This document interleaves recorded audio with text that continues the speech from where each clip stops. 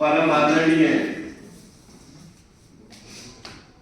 राष्ट्रीय एकता की प्रतीक, हिंदुस्तान की धड़कन, हमारे राष्ट्रीय ध्वज को नमन करते हुए मंच पर विराजमान उपजिलाधिकारी महोदय, तहसीलदार साहब, नायब तहसीलदार साहब और मेरे समक्ष उपस्थित समस्त भाइयों बहनों, जैसा कि आपको विदित है, विश्व के सबसे बड़े लोकतंत्र 76वें गणतंत्र दिवस का हिंदुस्तान के कोने कोने में बड़े धूमधाम और हर्षोल्लास के साथ मनाया जा रहा है। देश यूं तो 15 अगस्त सन 1947 को बड़े हमारे वीरों के कुर्बानियों के कारण हम आजाद हो गए थे, लेकिन देश को चलाने के लिए संविधान की आवश्यकता थी और जिसको बनाने में काफी लंबा समय लगा। और आज वो देश का संविधान, जिसकी विदेशी भी भूली भूली प्रशंसा करने से कोई कोर कसर नहीं छोड़ते, बड़े संघर्ष के बाद हमको आजादी मिली। महात्मा गांधी जी ने विभिन्न आंदोलनों के माध्यम से, भारत छोड़ो आंदोलन के तहत तो उन्होंने यहां तक कहा कि हे गोरे शासको, डू और डाई, करो या मरो, पर भारत छोड़ो। सुभाष चंद्र बोस ने कहा, तुम मुझे खून दो, मैं तुम्हें आजादी दूंगा। बहुत सारे आंदोलन किए, तब जाके आज हम बोलने का, रहने का सारे अधिकार प्राप्त हुए। कहते हैं कि जिंदगी जीना, कहते हैं कि जिंदगी जीना आसान नहीं होता, जिंदगी जीना आसान नहीं होता और संघर्ष के बिना कोई महान नहीं होता। जिंदगी जीना आसान नहीं होता और संघर्ष के बिना कोई महान नहीं होता। और जब तक पड़ेगा हथौड़े की चोट, तब तक पत्थर भी भगवान नहीं होता, पत्थर भी भगवान नहीं होता। वैसे तो बहुत लंबा, क्योंकि हमारे देश के वीर सपूत जैसे सरदार भगत सिंह, हम लोग तो शायद स्वतंत्रता दिवस, गणतंत्र दिवस, राष्ट्रीय पर्व मनाने में थोड़ा हम समय का अभाव हो जाता है, लेकिन वो हंसते हंसते फांसी की फंदे को चूम गए। और उन्होंने ये संकल्प था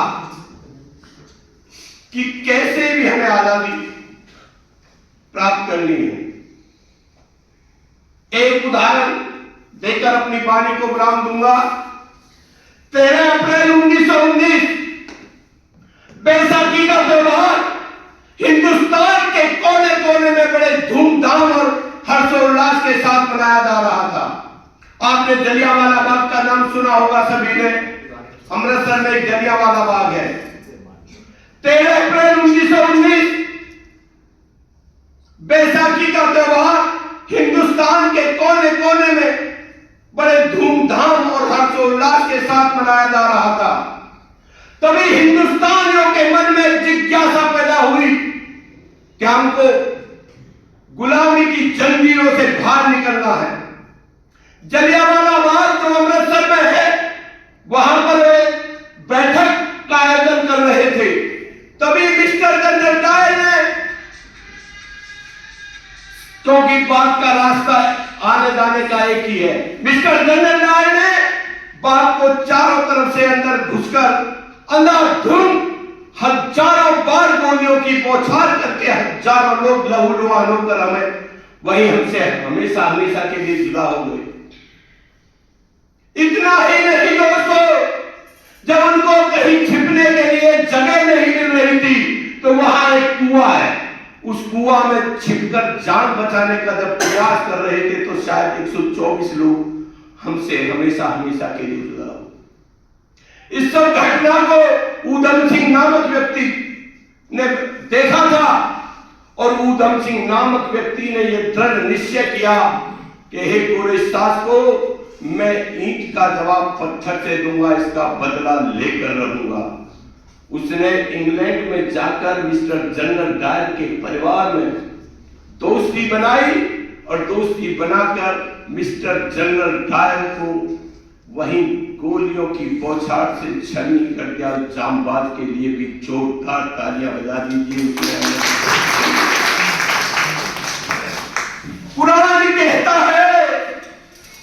कहता है कि मुसलमान बनो, कुरान कहता है कि मुसलमान बनो, और बाइबल कहती है कि ईसाई बनो। कुरान कहता है कि मुसलमान बनो और बाइबल कहती है कि ईसाई बनो, और भगवत गीता कहती है कि हिंदू बनो।